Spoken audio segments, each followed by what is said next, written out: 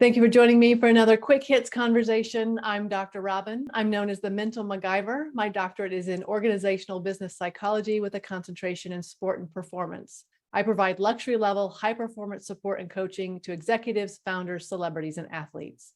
With me today, I have Lauren Schieffer. She is known as the Colonel's daughter. She is a certified speaking professional doing keynotes and training, focusing on significant leadership. She is based in Kansas City. I have Stewart Wiggins with Induna Advisors, where he offers fractional chief operating officer services and brings resources together to help scale your business. And I have Dr. Wayne Buckhanan. He is a recovering university professor, a geek who loves people and teaching, and a trainer working with human development professionals. The question I have today, what do you do if you have to work with someone who isn't doing their job? Wayne, kick us off. Yeah, I went back through my experiences and said, well, it depends on whether it's a peer or someone up the leadership chain. And I'm like, if it's the person above you, you match their level of incompetence and do your best and run with what you're working in. If it's a peer, I'm constantly of the opinion we're going to scaffold you as much as we can to get the results we need. And only so much more I can do at that point. Okay. I approached it from a similar direction in as much as it's different if it's a peer or someone I'm working for or someone I'm leading. I'm going to take a different tack than Wayne did. I'm never going to match someone's level of incompetence. I'm always going to bring my level of work ethic into everything that I do. I'm going to do the very best I can with what I'm given. And that's what I would encourage everyone else to do. And from my perspective, if it's a peer, I'm going to do the best that I can to level them up. Maybe they don't have the capability. Maybe there's something that I know that they don't know. I'm going to give them as much as I can, so long as it doesn't hamper my efforts. And I would do the same thing if I were working for them. If it's someone that works for me, then I'm going to perceive that I need to do more work with them to lead them to their best effort. A person that I've worked for that is a bad boss, I promise you, they don't know they're a bad boss. So then the question becomes, how do you help them understand that they're not meeting the needs of the team? And it might not be transactional. As a leader, you have to be able to knock down the obstacles to success for the members of the team. And if that's not happening, then we have to figure out a way to communicate it. And there's lots of ways to do it. When I've been in leadership positions, I found that round tables have been useful, but not entirely, because peer pressure prevents people from really saying what's on their mind. So the most useful tool for me would be go to their place, go to their work site and talk to them. And I would expect that they'd be candid to talk to me. But I've worked for a lot of bad people. And with bad people, you have to be three things. You have to be willing to just take it. You have to be willing to lose your job and go someplace else if it's not working out, or you have to figure out a way to coach them up. For peers, it's different. I think the first thing you do is just slice it up, and peer pressure works best. And if you think this person is a bad peer, I'm telling you somebody else thinks it.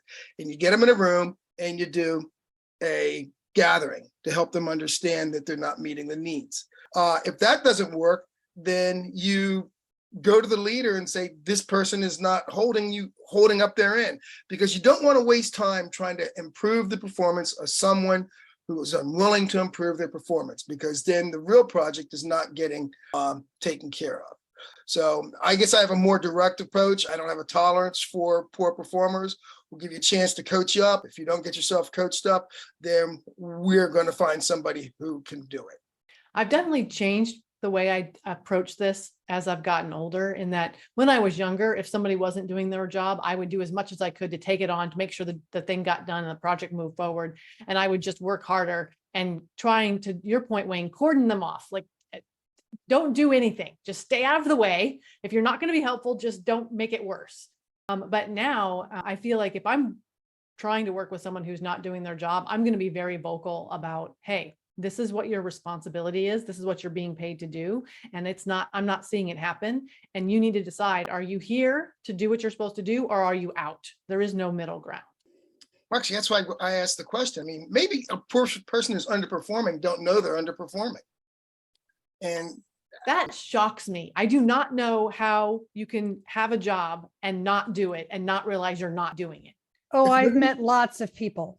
How does that work? Many, many people who have, and either they have a different concept of what's expected of them. They have a different concept of what it takes to provide what's expected of them. There are many people who that I've met that are not fulfilling their expectations and are unaware of it. Wow. And to your point, Stewart, with regard to bad bosses, as I mentioned in the pre-conversation, leadership is an inside job. It has nothing to do with the title that you hold. And sometimes we have to lead up. And sometimes it's a dance between a leader and those they lead, because the colonel used to say, you can't be irritated with someone if they're not meeting your expectations, if you never told them what they were. And so that goes both ways. If there are things that I need to be led to do my job effectively, and I'm not getting that, and I haven't communicated that to my leader, whose fault is that? Is it my leader's, or is it's a dance? And Robyn, I'm with you also on, I used to just do it all myself. But that doesn't help others grow. And that is the primary premise of significant leadership. It's helping others grow. And if you do it all yourself, you burn out, you become bitter, you become angry. Like, none of that's good. Right. And I'm finding that as we're discussing this, I'm reflecting, going, yeah, I think a lot of my attitude is based on the idea that I've been embedded in the system and fighting against the system in a place where there was not, my influence was not making a difference. And so, yeah, I'm like, okay, well, there's only so much that I can do without hitting burnout again to make changes. So fine, I'm going to scale back and say, if you don't want to do your job, so be it. I'm going to do the best that I can within these constraints, and we'll see what happens. But when the system doesn't want to improve and I'm fighting against the whole organization to try and make changes, the people I have to interface with in another department aren't doing their roles because they don't seem to be able to.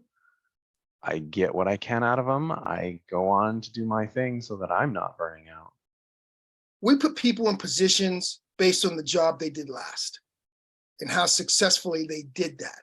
But that doesn't mean they're prepared for their current role, whether they're your peer or whether they are in a leadership position. And having been in organizations at a higher level, one of the first things I've always done is evaluate how we put people in positions. Because as I hear the comments of the group, some of you are deciding, well, I'll just scale back. Some of you decide, and I'll just do it myself. That's not what the organization is. I mean, because if you don't challenge these people, then they don't know that they're not performing. And if they do know they're performing, then we need to perform them out, i.e. performance improvement plan.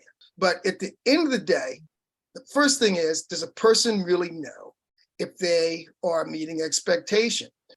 I think it's important to look at it almost in terms of a transaction. What I've done in the past is sit down with the person and come up with a weekly 15-minute conversation.